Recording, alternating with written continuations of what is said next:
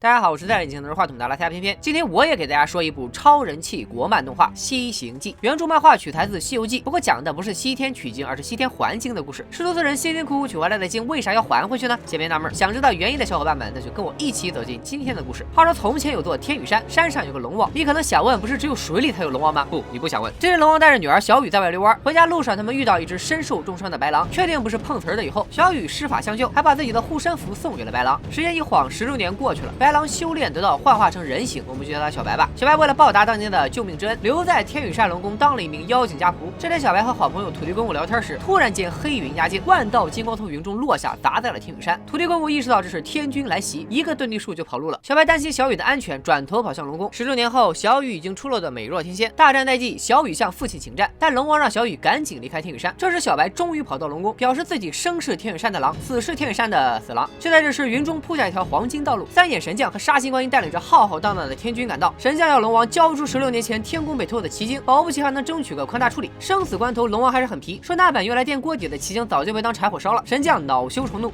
全军出击。龙王毕竟有1000年修为，一口气单挑5员大将不费劲儿。龙王之子手也一点不虚，上来就拿了1血。眼看天军这边要溃，神将加入战场，和龙王打得难分难解，不分胜负。战斗中，小雨中箭，小白连忙把他护到身后，变身人肉盾牌。眼见小雨受伤，龙王使出了龙神斗气，但却被三眼神将一招天诛 KO。龙王拼死一搏，现出本体后，还是被三眼神将砍下了龙头。但直到被杀心观音毁灭龙魂，龙王还是没有说出奇经的下落。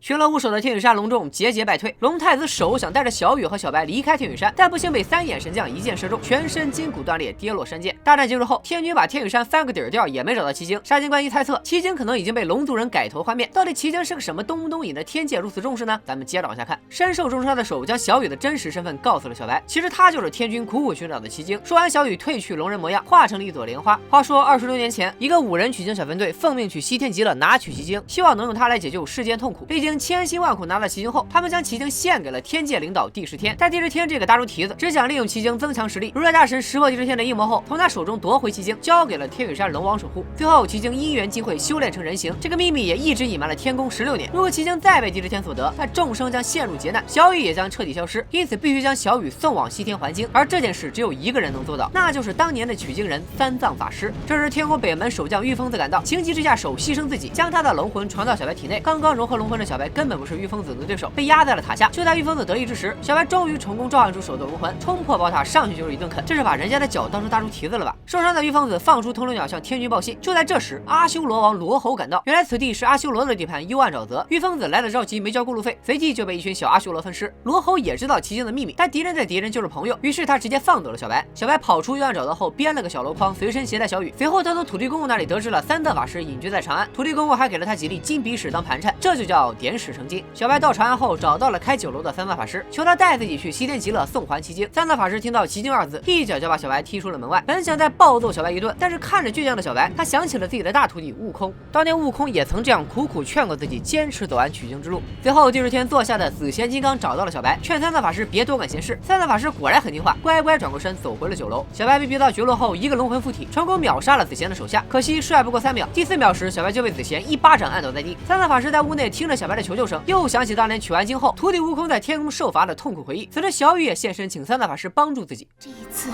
不为天下苍生，只为你自己。就在紫贤要一招带走小白的瞬间，三藏法师出手救下了小白。当年那个不敢质疑、屈服于权威、取完经后把徒弟们留给天宫处置、迷茫了16年的三藏法师终于觉醒了。这难道就是达摩？贫僧自西天而来，要去往东土大唐取经之地。紫贤根本没把三藏法师放在眼里，不过三藏法师还是给他好好上了一课，告诉他谁才是这部动画占 C 位的男人。该死的垃圾大神，你以为我唐三藏是好惹的吗？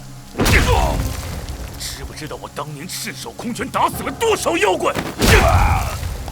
紫贤本来想抢了奇经在天宫活一把，这让三藏法师给打的呀，都直播出去了，都看着呢。恼羞成怒的紫贤决定使出杀招。这时昏迷的小白在小雨的激励下振作起来，召唤出龙魂的完全体，就这样干掉紫贤，抢了三藏的人头。三藏法师收小白为徒后，带他来到山庙的地下室，这里锁着一条黑龙，此龙名叫傲雪，原是东海龙王3太子，因作恶多端被赶出龙宫，后被杀心观音化作白马，帮助三藏法师完成取经任务，但终究杀意难除，因此被三藏囚禁于此。三藏命小白拔去傲雪身上的3根银针。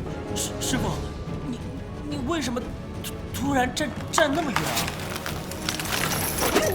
唐三藏，卑鄙小人！坑爹了这是！傲雪重获自由后，居然冲出屋顶飞走了，想要在人界大开杀戒，然后他就变成了一条龙，一条龙啊！点赞收藏投币一条龙啊！三藏法师居然也没带蓝的，和小白开始收拾行李上路。行李中一个盒子尤为引起小白的注意，打开一看，里面静静躺着的是一枚金箍。金箍的主人是谁？相信不用我多说，你们也都猜到了吧？以上就是《西行记》动画版1到9集的全部内容。从目前的预告来看，三藏法师并没有简单放走傲雪，而且他和傲雪之间还有一段剪不断理还乱的恩怨纠缠。师徒三人，不对，三龙不是，三妖。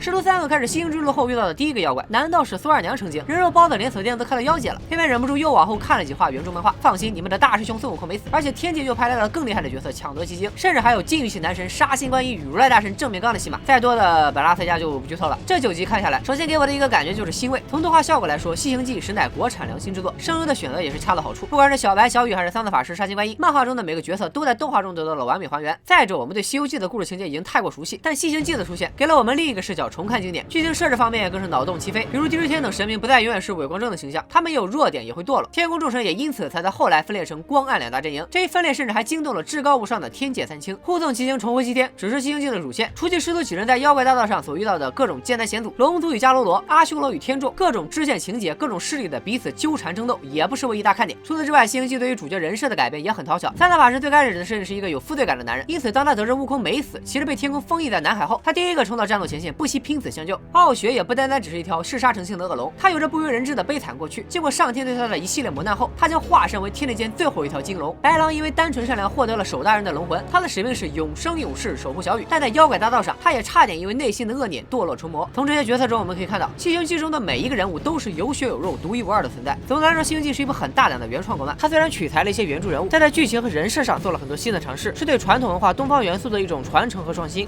首先在世界观方面，《西行记》将龙神八部的设定与西游题材相结合，讲述在远古神明时期，天地之间存在着8个种族：天众、龙众、阿修罗、夜叉、千达罗、迦楼罗、紧那罗、摩吼罗迦，合称龙神8部。这8个种族一点不让人省心，成天吃饱了没事干就互相打架。除了这8大神明之外，还有一些大妖也可以修炼成人形纵横天地，像什么猴妖、猪妖、沙了妖之类的。那人类中也有一些能和神明妖魔五五开的选手，比如上面刚刚露脸的三藏法师。总之就是一个人神妖魔共处的纷乱时代。动画和漫画中暂时出现的神明种族有4个：天众、龙众、阿修罗和迦楼罗。其中天众和阿修罗对立，龙众和迦楼罗对立。天众的领导者地之天在100年前和阿修罗王罗侯打架时打输了，这一输不要紧，灵魂还被打分裂了，一个是光魂地之天，一个是暗魂地之天。暗魂地之天就跟成河附体似的，整天就想搞事情，妄图夺取奇经使自己强大，这也是西行记故事的影子。奇经的设定是宇宙大爆炸后世间出现的第一点火，它是万物的起源，而诞生奇经的西天极乐与佛教中的西天天竺也不一样。动画漫画中的西天极乐是一个虚幻的世界，没有时间和空间的概念。这么看来，西行记的设定还是很科学的。主角由弱变强，慢慢成长的东方奇幻主义色彩，使西行记的整体架构看起来也有一种磅礴的史诗感。再者，剧情主要是讲小白生死不离，守护小雨，重返西天极乐，但更多的是通过穿插回忆，讲述三藏法师和徒弟们之间如何自我救赎，重拾感情羁绊。相信看过西行记的小伙伴们都能感受到漫画和动画中那股子燃劲儿和热血，优秀的国漫值得推荐。如果你们也喜欢西行记，那就分享片片的视频给更多的人看，素质3连一条龙还是要的。